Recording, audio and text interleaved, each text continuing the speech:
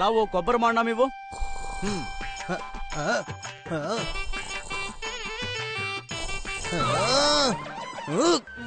బాలా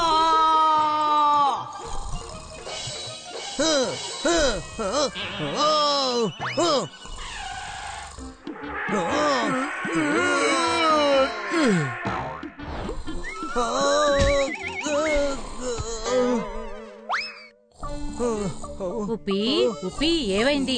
బాలా లేవడం లేదా? గట్టిగా గురకు పెట్టి నిద్రపోతున్నాడమ్మా. ఈ రోజు కొబ్బరి నీళ్లు తాకుండానే పనికి వెళ్లాల్సి వస్తుందేమో. నేను ట్రై చేస్తానుండు. కుక్కురుక్కు, కుక్కురుక్కు.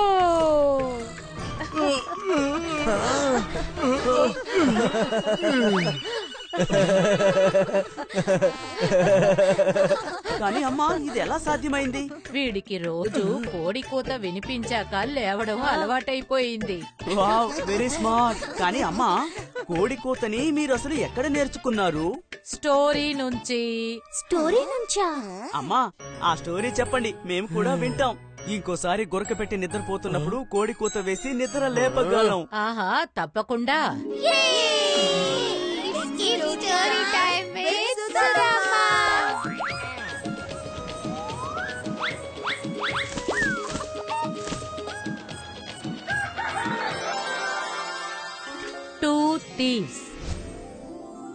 నమస్తే మహారాజా. రండి సారంగా, ఇలా చూడండి. రాజా హీమాబిందు తమరిని గౌరవించే విధంగా శుభలేఖ పంపించారు. ఏ రాజుకైతే విజయనగరం సింహాసనం మీద దృష్టి పడిందో అటువంటి రాజు వీళ్ళని గౌరవించడానికి ఆహ్వాన పత్రికని పంపించారంటే సారంగా తట్టుకోలేకపోయాడు. హిమాబిందు ఉద్దేశాల గురించి సారంగాకి బాగా తెలుసు. కాబట్టి అతను ఏమనుకున్నాడంటే అతను రాజుని కలుసుకోవడానికి తన వీరులతో వెళ్ళినప్పుడు వాళ్లలో బుద్ధిమంతుణ్ణి, తెలివైన వాడిని తీసుకువెళ్లాలని అనుకున్నాడు. అలాంటి వాళ్ల కోసం మారువేషంలో అతను వెతుకుతూ ఉన్నాడు.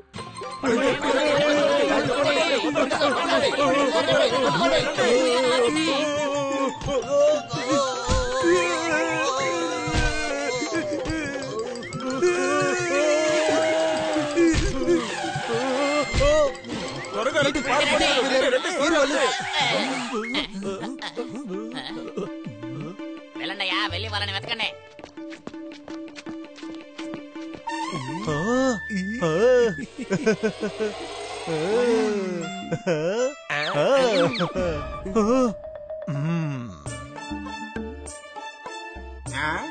వాళ్ళు ఇందులోకి వెళ్ళుంటారా?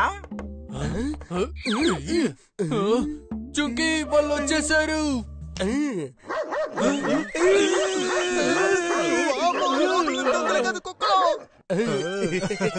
ఎలాంటి బుద్ధిమంతుణ్ణి, తెలివైన వాడిని సారంగా వెతికాడో వాళ్ళు చుంగి ముంగి రూపంలో అతనికి దొరికారు. సారంగా వాళ్ళని తనతో వచ్చే వాళ్లతో కలుపుకున్నాడు.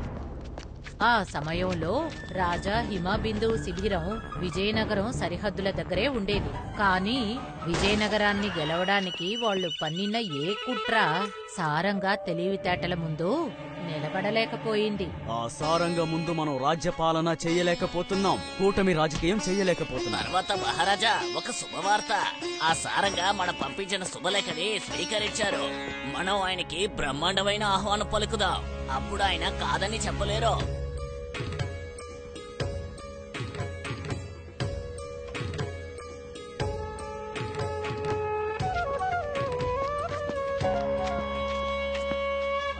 రా సారంగా, నీకు స్వాగతం. నమస్తే మహారాజా. మా రాజ్యంలో ఉన్న ప్రజల బహుమతిని అంగీకరించండి మహారాజా. ఆహా, అద్భుతం. నేను కూడా నిన్ను ఘనంగా సత్కరించాలి అనుకుంటున్నాను సారంగా. లోపలికి రా. రండి సారంగా, రండి రండి. ఇదిగో మీకోసం కానుక. మహారాజా, అసలు ఏంటిది? నేను నిన్ను విజయనగరానికి రాజుగా ప్రకటించబోతున్నాను. లేదు మహారాజా, నన్ను క్షమించండి. ఈ కిరీటాన్ని వేసుకునే అర్హత నాకు లేదు. రాజా విద్యాధరికే ఉంది. సారంగాని వాళ్ల వైపు తిప్పుకోవడం కోసం రాజా హిమబిందు అతనికి ఎన్నో రకాలుగా ఆశ చూపించాడు.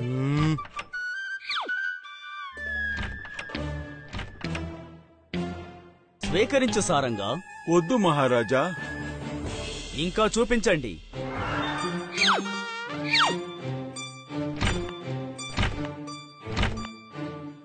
అంత అపారమైన సంపదని ఇచ్చినా సారంగా తన మహారాజుకి ద్రోహం తలపెట్టాలని అనుకోలేదు. కోపంతో మహారాజు తన వీరులకి ఆజ్ఞ జారీ చేశాడు. వీడిని తీసుకెళ్లి ఇనుప బోనులో బంధించండి. తమ మంత్రికి ఏర్పడిన ఈ పరిస్థితిని చూసి అందరూ అర్థం చేసుకున్నారు అతను పెద్ద సమస్యల్లో ఇరుక్కున్నాడని. అక్కడి నుంచి తప్పించుకోవడానికి ఒకే ఒక దారి మాత్రమే ఉంది. మహారాణి గారికి పలు రకాల బట్టల్ని సేకరించే అలవాటు ఉందని విన్నాను. మనం గనక ఆమెకి బట్టలిచ్చి ఆవిడ్ని సంతోషపరిచామంటే అప్పుడు ఆవిడ్ని మంత్రిని విడుదల చేయమని కోరొచ్చు. అయితే బట్టలిచ్చి మంత్రి గారిని విడుదల చేయమని చెప్తాం. మన దగ్గర బట్టలు లేవే. ఒకటుంటే దాన్ని మహారాజు గారికి కానుకగా ఇచ్చేస్తాం. ఇక్కడ వాదనలు జరుగుతూ ఉన్నాయి. అప్పుడు చుంగి ముంగి వాళ్ల పనిని మొదలు పెట్టారు.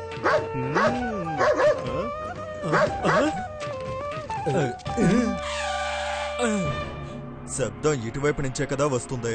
అక్కడికి వెళ్ళి చూద్దాం.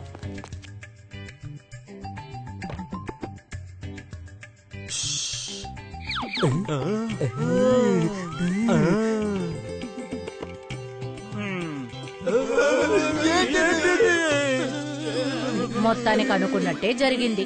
ఆ శాలువ చుంగి ముంగి ద్వారా మంగు చేతికి దొరికింది. ఆ తర్వాత మహారాణికి అందింది. అద్భుతం! ఇంత మెత్తటి అద్భుతమైన బట్టని నేనెక్కడా చూడలేదు. సరే, చెప్పు దీని ధరెంతో? మంగు ఆ శాలువకి బదులుగా తన మంత్రిని విడిపించాలని కోరుకున్నాడు. సరే, అలాగే. రాత్రి రాజు మహారాణి చేత్తో రుచికరమైన భోజనాన్ని తిన్నారు. ఆ తర్వాత నేనేం చెప్పాలనుకున్నానంటే ఆయన్ని వదిలేయండి. రేపు మాట్లాడుకుందాం. చెప్పిన మాట వినండి, ఆయన్ని విడుదల చెయ్యండి. అలాగా, సరే.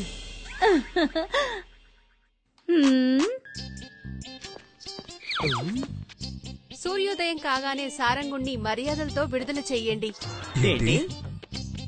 చూడండి, ఇది మహారాజు గారి ఆజ్ఞ. అలాగే. కానీ ఇక్కడ ఇంకా ఒకే ఒక సమస్య ఉంది. అతను తెల్లవారక ముందే ఇక్కడి నుంచి వెళ్లే తీరాలి. ఎందుకంటే తెల్లారగానే అతని రహస్యం తెలిసిపోతుంది. ఎందుకంటే ఏ శాలువనిచ్చైతే సారంగాని విడిపించారో అది మహారాజు గారికిచ్చిన కానుక. ఇలాంటి క్లిష్టమైన పరిస్థితిలో ముంగికి ఒక ఆలోచన తట్టింది.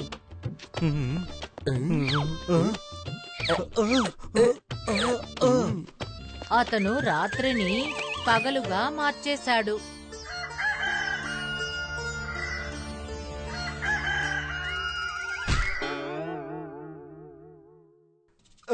ఈ రోజేంటి చాలా తొందరగా తెల్లవారిపోయింది. కోడి కూతను విని వీరులు మాత్రమే కాదు, రాజు హిమబిందువు నిద్ర కూడా చెడిపోయింది.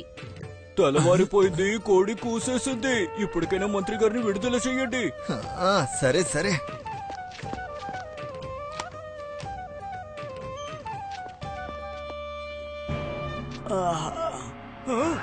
వీరులారా, మంత్రిని విడుదల చేసింది ఎవరు? మీరే కదా ఆజ్ఞాపించారు మహారాజా, తెల్లవారగానే ఈ బందికానాలోంచి అతన్ని విడుదల చేయమని. కానీ ఇప్పుడు ఎక్కడ తెల్లవారింది?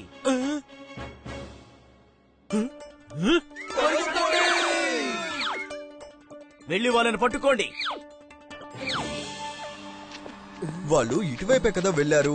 ఎక్కడికి వెళ్ళుంటారు?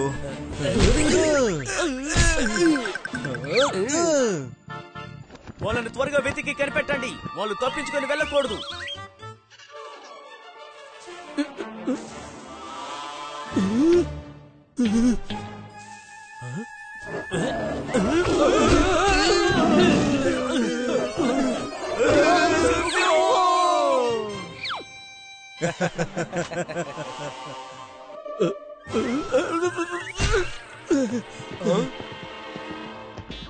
రాజుగారు వచ్చారు, తొందరగా పారిపోదా. వాళ్ళని పట్టుకోండి.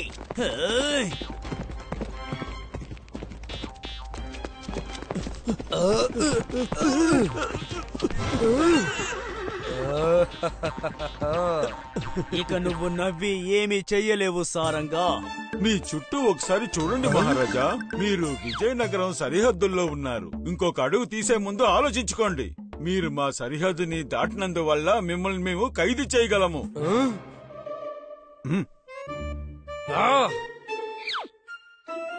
ఆ తర్వాత ఇలాగే సారంగా ఇంకా చుంగి ముంగీలు రాజుగారి కుట్రను చెడగొట్టారు. ఇలాంటి సందర్భంలో మీ అందరికీ నేను కొబ్బరి బండ కొట్టిస్తాను. తీసుకోండి, ఇది మీకోసం. ఉప్పి, మహారాజు హీమా బిందులాగా నేనేమి మోసపోను. అది నువ్వే అని నాకు తెలుసు.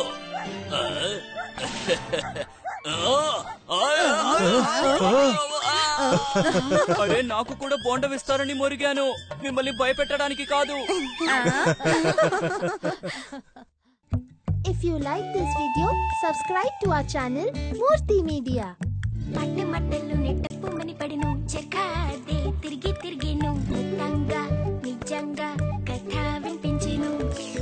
వచ్చా నేను పులుపు తీపి తినిపించెను. చిన్నారి పిల్లను అమ్మమ్మ నానమ్మను, చిన్నారి పిల్లను అమ్మమ్మ నానమ్మను.